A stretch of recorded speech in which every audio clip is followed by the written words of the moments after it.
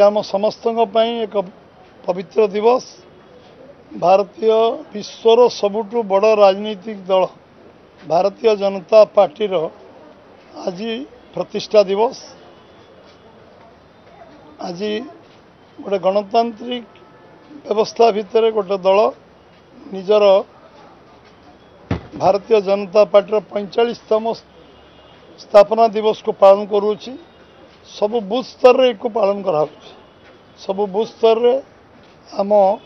ये कार्यक्रम टी छटी मुख्य कार्यक्रम एटा गोटे प्रमुख कार्यक्रम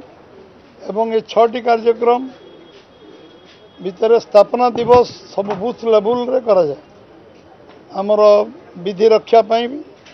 केंद्रीय कार्यालय राज्य कार्यालय एवं जिला कार्यालय रे पताका उत्तोलन एवं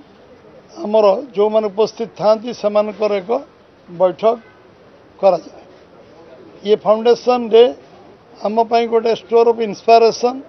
आम पाई गोटे प्रेरणा दिन, उत्साह दिन, संकल्प नबार दिन। सारा देश रे कोण अनुकोणे ओडिशार जो 4.5 कोटी जनसाधारण जो आस्था स्थापन करछंती भारतीय जनता पार्टी ऊपर समस्त को भारतीय जनता पार्टी तरफ राज्य तरफ प्रदेश सभापति भाव में मु समस्त को मो अंतकरण समस्त को धन्यवाद दूची, अभिनंदन जनाऊँगी। विगत किसी दिन भितर ओडिशार 4.5 कोटी जनसाधारण कर जो अकुंठ सहयोग समर्थन एवं सहयोग आम पाइचु एवं समानकर जो प्रेरणा आउ उत्साह आम देखीचु ताकू निश्चय आम स्मरण करूँ, ताकू निश्चय मन रखिबू एवं आज ओडिशा गोटे विकल्प सरकार आड़ को जाऊँगी। ओडिशा रे लोक गोटे विकल्प सरकार स्वप्न देखुंती एवं से दृष्टि आम कार्यकर्ता मान दायित्व बढ़ी जाइए। ये 2 मास पाखापाखि समय आम समस्त संकल्पर समय एवं समस्ते ये 2 मास लोकंकर जो आशा आकांक्षा अच्छी ओडिशार परिवर्तन हो, ओडिशार सरकार परिवर्तन हो, ओडिशा जनसाधारण जो अपेक्षा रखुंती ओडिशार लोक माने 1.5 कोटी लोक दादन खटिबा को न जातु एवं ओडिशार लोक ओडिशार कर्मनियुक्ति मिलू, ये अंचल विकास हो, पर्यटन से विकास हो, खनिज संपद विनियोग हो एवं समस्ते चाहते ये बेलाभूमि सद्विनियोग हो, चिलिकार डेवलपमेंट हो एवं ओडिशार सामग्री विकास हो। ये जो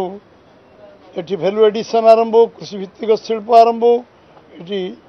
जलसेचन सुविधा मिलू, एटी शीतल भंडार तैयारी हो एवं सबू जो आकांक्षित जो युवक छात्र युवक महिला समस्त मन जो आवेग अच्छी अपेक्षा अच्छी सबको पूरा करने ये फाउंडेशन डे स्थापना दिवस निश्चित भाव आमर कार्यकर्ता समस्त को आह्वान करी ओडिशा रे समस्ते एकाकार हेबे। जनसाधारण को निश्चय अपेक्षा रखी जमती सहयोग आज भारतीय जनता पार्टी प्रति विश्वास से विश्वास स्थापना करचंती, आशा करचंती, विश्वास रखिचंती से विश्वास बरकरार रहिबो एवं निश्चित भाव में ये विश्वास आहरी केमती 10 गुणा बढ़िबो तापाई निश्चय आमे कार्य करूँ, कठिन परिश्रम करूँ।